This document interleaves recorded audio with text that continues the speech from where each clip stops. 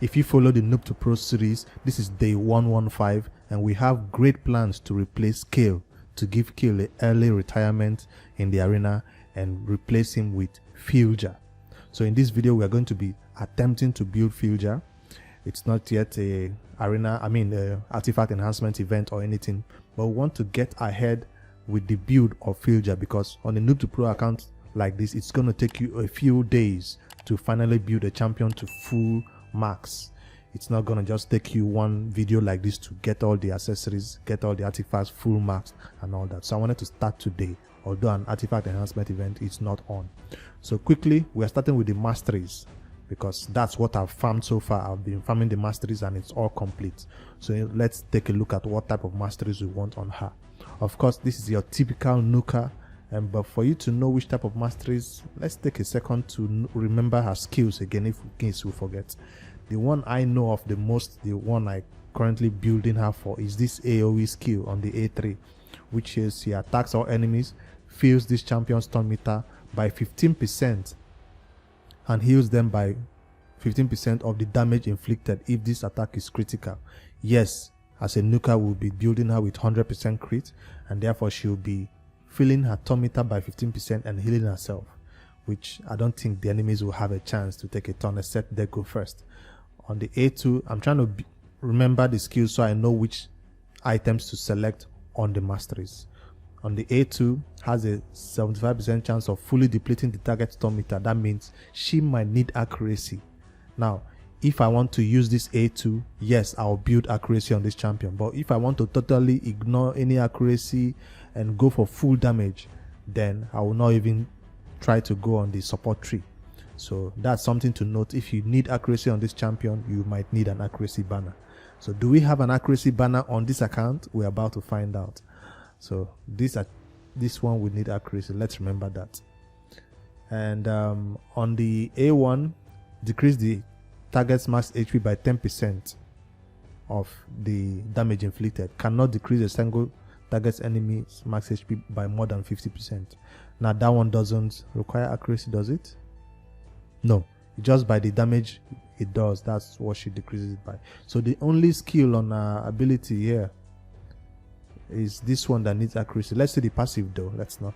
Okay, the passive is for herself. Increase attack and increase crit damage for herself for 1 turn. So the only skill is just this one: fully depletes target's turn meter. So the question now is, if you build this champion with accuracy, that means you need her to also be used in other parts of the game.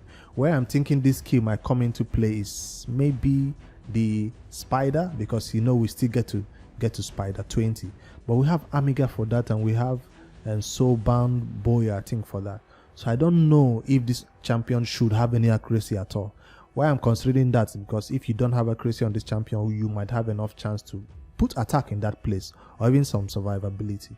So let's head over to the masteries, and from what I can tell you by our Kael's build, we forgot about accuracy for Kael because we wanted him to be a full nuker. So if we really want to be focused on nuking, let's try to focus on attack stats and survivability instead of accuracy. Hold on, there's something I did not check. What's her damage based on? Damage based on attack. So aside from crit damage and crit rate, we'll also be putting attack stats on this champion. I just wanted to make sure I didn't select HP or anything. Now, to build masteries on this champion, nobody is perfect. I always try to reference other content creators who have already built it and see what they did about their masteries and maybe learn from them. So for that, I'm going to be referring to Elhade's website over here, where he has both PvE build, this is PvE build, and PvP build. I noticed something: he did not go accuracy 3 on this champion also. I mean, he did not try to get, normally we go here and get some accuracy. So this is a standard nuker with Hem Smasher, which is what I currently have on my Kael. It's something like this, or exactly like this. And for PvP, which will not be using this champion, no, it's for PvP. I mean, this is PvE, and this is what we actually need, PvP build. So it's still normal Hem Smasher. This part doesn't really matter whether you're going for HP or this. I think this is for survivability and counter attack for that A1, I guess. So PvP build will go this way. All right, let me quickly go back to the game and take a second to see what if I have something similar on my Kael, because that's what I'm trying to, you know, build.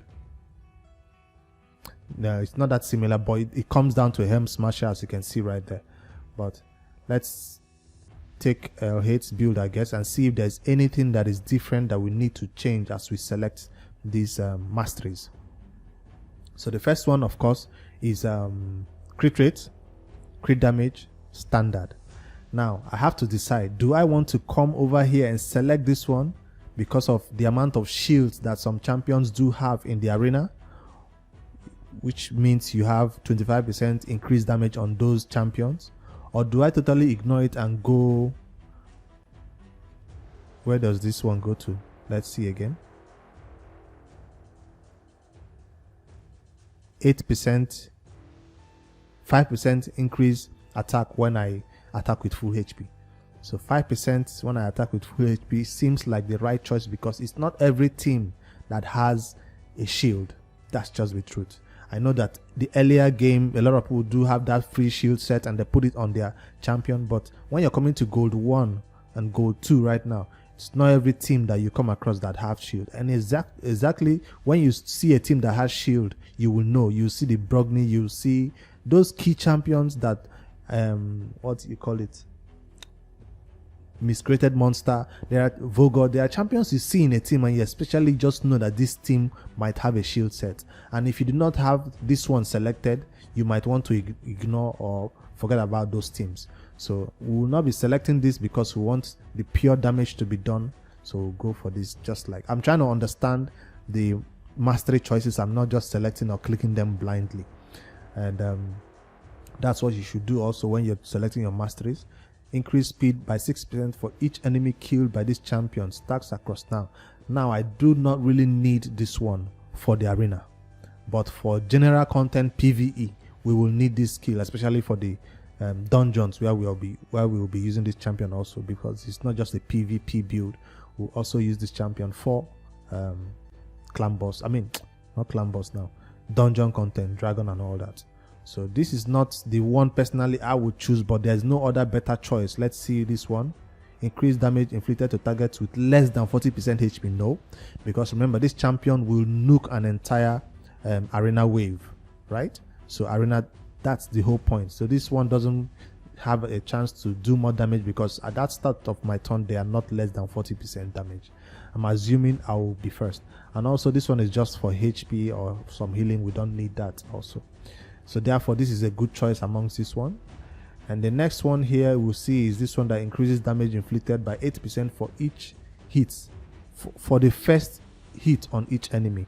Now a lot of people say this one applies to my champion that goes second, because you know decreased defense is first placed by War Maiden. Yes, War Maiden first place is decreased defense. A lot of people do not know. Now I might be wrong here, but I was reading up on this before, and it says once War Maiden places that decreased defense, this 8% no longer applies to this champion that goes second after War Maiden. So the 8% only applies to one person in your team. So once one of your team members hits the enemy team, your 8% has applied to War Maiden. It cannot be applied to Fylja or any other person that goes after War Maiden.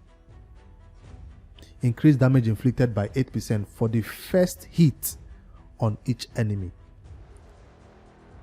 You compare that to this one that says increased damage inflicted by 5% when attacking with full HP. You see, there's a clear difference between a first hit and just flat out 5% increase in damage. If they wanted it to state, I don't know, let me not press this. This is not a master class for War Master. I mean for mastery building. I'm just trying to explain the reason why a lot of people choosing this might not be the right choice. But hey, I might be wrong about how I understood it and what I read about it. Or if this is not even the masteries that I'm talking about, Ruthless Ambush, it might be a totally different mastery altogether. But I know it applies, one of the masteries here applies to the first hit, and War Maiden is the one that does that first hit, or your decreased defense champion. is the one that does that first hit, and it no longer applies to your Nuker. Correct me in the comments below if I'm wrong. I know I'm wrong a lot of times, and you guys come in clutch with your knowledge. Alright, so we'll also be going down these three. There's nothing else that is special here, and some people will recommend this one instead. Chance to decrease the cooldown of a random skill, but we don't select this. This is for PvE, right?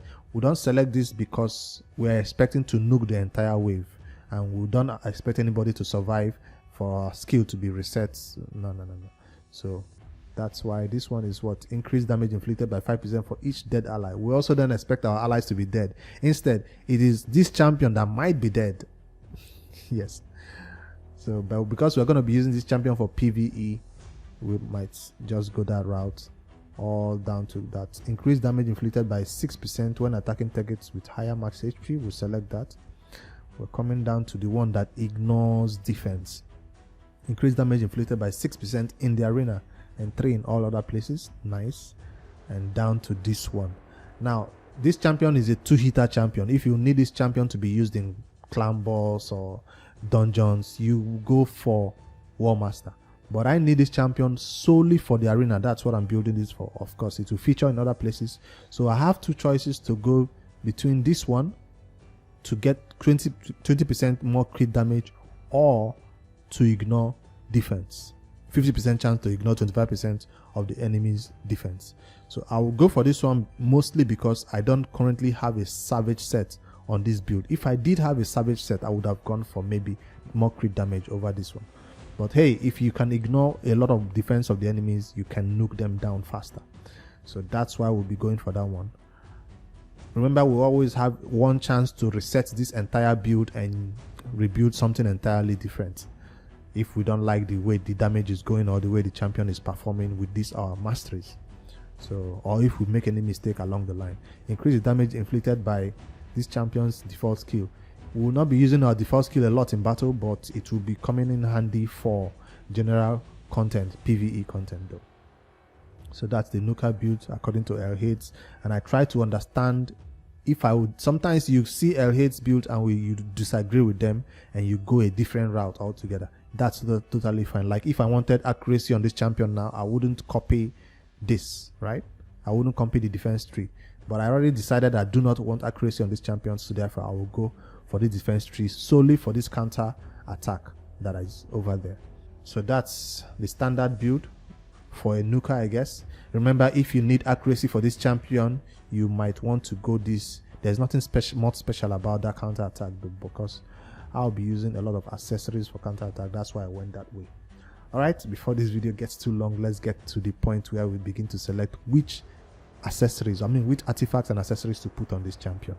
I've already taken this champion to full ascension, therefore we have the banner slot unlocked for us, and we'll be using Elhade's optimizer again because we want to make it really easy for us to build this. If you also don't have access to a PC where you can use Elhade's, I'll show you how to select the right artifacts if you're maybe playing on mobile. So I'll type in Fylja, which is the champion name, and head over here, max. Even if I've not maxed it yet, I'm optimizing for champion max level because she's currently at not yet level 60. So I'm selecting this to, instead of 55, go to 60. Hit the optimize and hit the reset button, so all the other options I've done before, all the other champions I've built, everything is reset. Alright, I'm using improved brute force because I don't have a graphics card on this PC right now. I'll select both locked artifacts because I want to see my best one no matter who is wearing it. Sets, I will not select any sets. I want it to be a random set because this is a Nuker. For stats, what do I need? The original stat that I need the most is crit rate 100%, or as high as I can go, and crit damage. Those are the two stats that I need. Remember, I don't need accuracy, so I'll not select this one right now. I might get a little bit of attack, but I don't think it's necessary right now. But let's just see what we can do with crit rate and crit damage and optimize. So already I can see 231 crit damage. 231 crit damage at gold 1 or silver 4 is crazy. Do you know why? Because remember, this champion has that increased crit damage by 30% buff, right? So this is a awesome build already, I can tell. Although the speed is a little bit too low. We might not be able to take a turn if we take this type of speed. This is the current team. So if I do take out Kael from this team, right, and bring in Fylja like this means I don't need an increased attack champion anymore. And if I do not need an increased attack champion, this gives me an opportunity to bring in this champion. And I love Molly so much because I have her on my main account and she's in all my arena everywhere. Mostly because she gives me a second chance, just like you have what's his name over here, giving you a second chance to not be nuked, right, with his increased defense passive when crit happens, right? That's how Molly gives you a second chance to not be nuked entirely from the wave because of that boost that she brings when somebody places decrease defense. Maybe they go first and she immediately boosts everybody up. So I want her here because of that boost. Another reason I have Molly here, or I'm thinking of adding Molly here, because of that security she gives to provoke and make the enemies use their A1s when they take a turn. Sometimes the provoke is even for 2 turns a lot of times. So it kind of secures the run. And so a lot of champions will also be scared to fight this type of team. Now, if you bring a normal team like this, everybody's thinking Kael is a normal champion, they might survive the nukes. But when they see a team like this, they kind of get scared. It puts fear into your enemy's heart before they even hit that battle button, because they feel like, once Molly provokes me, I'm done. But when you have Seeker and Kael, they think, even if you go first, I might be able to still survive your hit. So, because maybe they have a tank or somebody to do increased defense or something. So that's my idea behind bringing Molly in here instead of Seeker or any other champion. A lot of people might say, what about Vogot? Nah, Molly is the champion for this battle, and I'm sure of it. So with this in mind, I don't mind going last. I don't mind having my fears of being too slow was not valid. How? When Molly has provoked, even if the enemy takes their turn, even if my what's her name now, Nuker is too slow. You see how I took the speed to too low, right? Even if my Nuker is too slow, let's optimize again. It means Molly will keep my run secure until my Nuker gets a turn to finally nuke them. So 100 speed will be fine, I guess. I don't know yet. This is all trial and error. But if it's not fine, if they're taking 2 turns before we do, we might be able to change something about that. Anyways, I didn't expect this video to go on this long, to be honest. I just wanted to show you my process of building a Nuker Fylja, so we all enjoy the process, and if you're kind of new to raid, you learn along as we go on. So despite the LH2 making it easy for us, it's not easy to choose. So all you have to do is make up your mind and go for one. So between the first one and the second one, I think I want to save this Relentless for Amiga. I don't want to put it as an off piece, just to be honest. So I said I'm not going to be stealing Molly's and accessories right now, but so far what do we have? It's not much to look at. But hey, like I said, hit that like and subscribe button so you see with the final build and with the test we are going to be doing right now. Because if I try to take some artifacts right now to 12 and 16, it will not be possible, because as a noob to pro account, we don't have the silver to make it happen. That's just the truth. We just have 2 million silver right there. And what I'll do is take some items to 11 and wait for an artifact enhancement event to push it to 12. So I just want to hit the record button to show you the process of we building this champion, and you'll see the final build when an artifact enhancement event is on, I promise. Let me know what you think about my decision to go about this champion build like this. And we will not be going to accuracy, we are going to the HP percentage banner over there, or maybe an attack banner instead of HP percentage. Yeah, if we do have it though, I don't think we do. So it will be counter attack. Thankfully, all of them will be counter attack accessories. So this champion will be counter attacking with that A1. Let me know what you think of Fylja build that is half complete, because this is a totally free to play Noob to Pro account, and I know this is how you build your champions too when you don't have enough silver. I don't want to take your time too much for this video, but that's how I built the masteries and the choice of accessories or artifacts I chose obtained from LH2. If you do not have access to a PC, like I said, you can simply do the filter and find out which champions have the best crit rate, have the best crit damage. I mean, which accessories or artifacts have the best crit rate and crit damage, and put on your champion. You don't necessarily have to have a set. You don't have to match, especially when you don't have savage sets, you don't have cruise sets, you don't have all those good ones you need for a nuker. This is the best way you go about building champions, and you'll see the final result will be a champion with over 231 crit damage, which will be huge for the arena.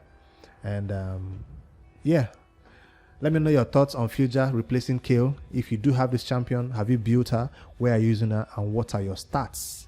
I would like to know if you have screenshots, post it on the Discord, so give me an idea of how I can improve on my build also. I'll see you guys in tomorrow's video. Good night.